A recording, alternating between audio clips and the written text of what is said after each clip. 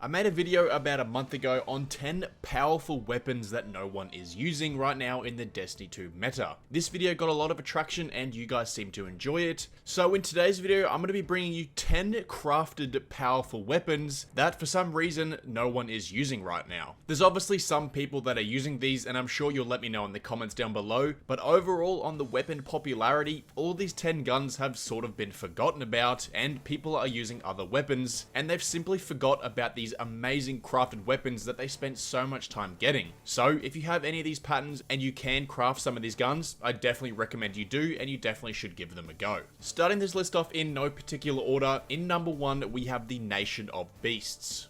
Now this hand cannon is one hell of a weapon. With one god roll in my opinion being Dragonfly and Volt Shot, every time you kill an enemy, they're going to explode in arc energy from Dragonfly, and then the next bullet after you reload will have Volt Shot on top of that. It's going to chain lightning everywhere, and this weapon does some serious damage. This weapon is obtainable and crafted through the Last Wish raid, and you should definitely go ahead and try and get this weapon crafted. If there's ever an activity where there is an Arc Surge mod and you need to kill a lot of ads, this thing will clear an entire room with ease. Now if you don't like the idea of Volt Shot, you can also swap this out for Explosive Payload, which is just a very solid damage boost, and pairing this with Dragonfly is also amazing. Either way, the Nation of Beasts is like the cousin to Zali's Bane, being the Arc version, and it is one hell of a hand cannon, and every time I pull it out, it is very fun to use. Moving on to weapon number 2, I've chosen the Abyss Defiant auto rifle from the Crota's End raid. With one of the god rolls being Heal Clip and Incandescent, this weapon is overall an extremely solid S tier weapon, with Heal Clip very quickly rising to one of the best perks on a gun in the entire game, being that you get 70 health back after reloading after any kill is awesome, and it also will apply Cure to your allies. Having Heal Clip in any activity is amazing and can definitely save your life. With this auto rifle being a 360 rounds per minute auto, it shoots pretty slow, but these slow bullets hit like a truck, and pairing this with Incandescent as well will cause some massive damage that is very needed. Now unfortunately in the seasonal artifact mods there isn't any champion stunning capabilities with auto rifles, however this auto rifle is still very good.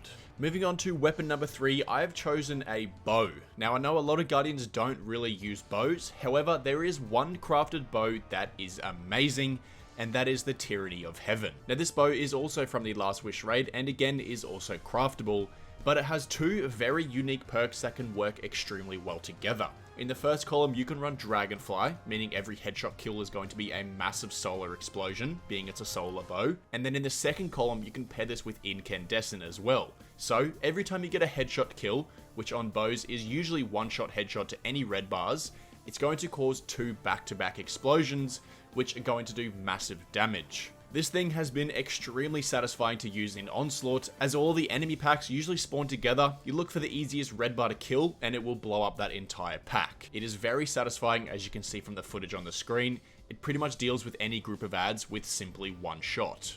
Now I know bows aren't really the best weapons to use in Destiny, however this is definitely one exception, and I would definitely give the Tyranny of Heaven a go if you haven't tried it before. Moving into weapon number 4, I have selected 2 guns here, but these 2 guns are pretty much the same weapon, and you can pick which one you want to use based on how you want to use it, and that is both the Retraced Path and the Acacia's Dejection. Both of these are solar trace rifles, and overall, I pretty much haven't seen anyone been using trace rifles for quite a few seasons now, and honestly I don't know why. So the Acacia's Dejection first comes from the Root of Nightmares raid, arguably the easiest raid in Destiny 2, and this one's god roll is Reconstruction and Incandescent. So the aim of this gun is pretty much just ad clearing and using this trace rifle as a primary weapon. Now this is extremely easy to do with trace rifles. All you realistically have to do is run double reserves on your chest piece and then run a scavenger mod on your boots and pair this with some sort of special ammo finder or special ammo finisher. And with the amount of reserves that trace rifles get, it is very easy to use this as a primary weapon and quite easily get special ammo back. Now moving on to the other weapon being the Retraced Path, this one comes from the Dares of Eternity, and this is mainly for some sort of support role as a Warlock. Now if you are a Warlock main and you do like to use the Cena Tough mask, the retrace path is the go-to here. The god roll for this one is shoot to loot and frenzy. Now if you haven't used shoot to loot perk in quite a while, it recently got changed and you can actually shoot orbs of power from across the map and pick these up for free armor charges. As you know, you can also shoot ammo, and honestly this perk is extremely useful. Pairing this with Frenzy as well allows you to get a little bit of a damage boost so that the gun can deal a little bit more damage. Overall, both of these trace rifles are very solid picks, and I would definitely recommend thinking about trying them out. Up next, we have a heavy burst pulse rifle, being the Coran. Now the god roll for this one is Pugilist and also Volt Shot. So Pugilist will give you melee energy back every time you kill enemies with the Coran, and then Volt Shot is obviously Volt Shot being an amazing perk. Now this is a heavy burst, being that it fires 2 bullets, which is a new trait for pulse rifles, and overall this weapon is extremely useful. Now you can go ahead and get this one from the helm from last season. You can go back and buy it with any engrams, and obviously it is craftable as well. With its origin trait Radiolaria Transposer as well, this will create a pool of radiolarium fuel on the floor after you get multiple final blows with this gun, which is basically just like a little bit of extra damage on the floor, which is actually very decent. This one is very easily obtainable and it is quite decent to use as a pulse rifle, so I would definitely pick this one up. Jumping over into weapon number 6, we have the Brigand's Law, which is quite an old sidearm. Now unfortunately, if you don't have this one crafted, you'll have to try and get this one from Xur, but I wouldn't worry too much about this gun. I would only really think about using it if you do have this one crafted from quite a few seasons ago, because this sidearm is honestly very useful. With 2 gold rolls in my opinion, the first one being Feeding Frenzy and Demolitionist, or Feeding Frenzy and Volt Shot, depending on what you want to use here. Demolitionist is going to give you plenty of grenade energy back, and also Feeding Frenzy will reload the gun, and you can obviously swap this out for Volt Shot for a little bit of extra damage.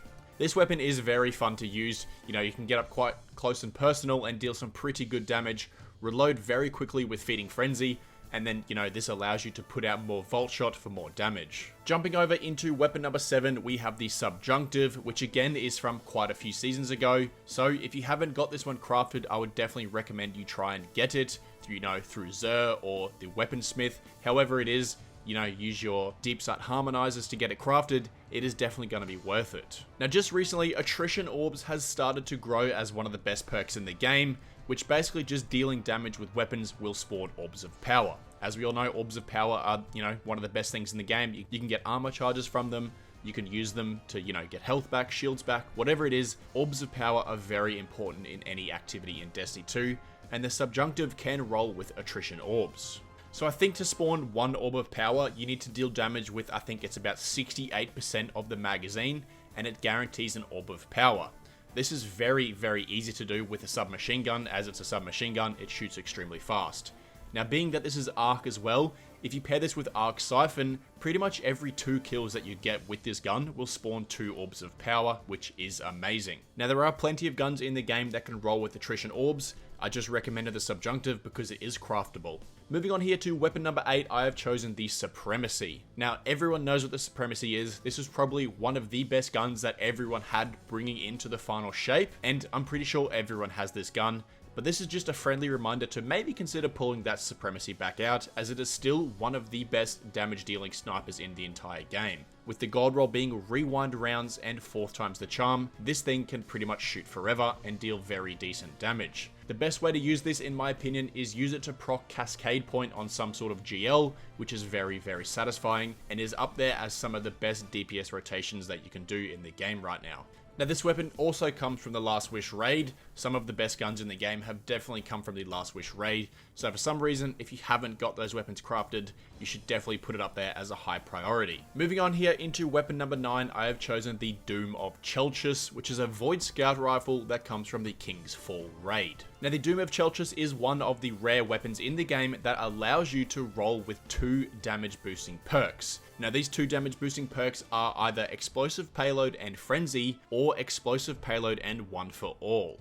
Now pairing these 2 weapons together on a Scout rifle makes this weapon hit like an absolute truck, and if you pair this with volatile rounds as well, the Doom of Chelus is definitely one of the best Scout rifles in the game to use for any Grandmaster Nightfall in the game. The Doom of Chelus is definitely one of the best Scout rifles in Destiny 2, and if you enjoy using Scout rifles, you should definitely try and pick up the Doom of Chelus. And finally, to wrap this list up here, yes, we have another gun from the Last Wish raid, and that is the Techan Force fusion rifle. Now there's 2 gold rolls here for this gun depending on how you like to use it. You can run Reconstruction and Controlled Burst, or Rewind rounds and Controlled Burst. Now Controlled Burst is by far one of the best perks you could put on a fusion rifle. After you hit every single bullet in the magazine or get a kill, this will give you a 20% damage boost and a 10% decrease in charge time for 2 seconds. And obviously you can keep chaining this back to back and keep Controlled Burst up 100% of the time. Pairing this with Reconstruction or Rewind rounds allows you to,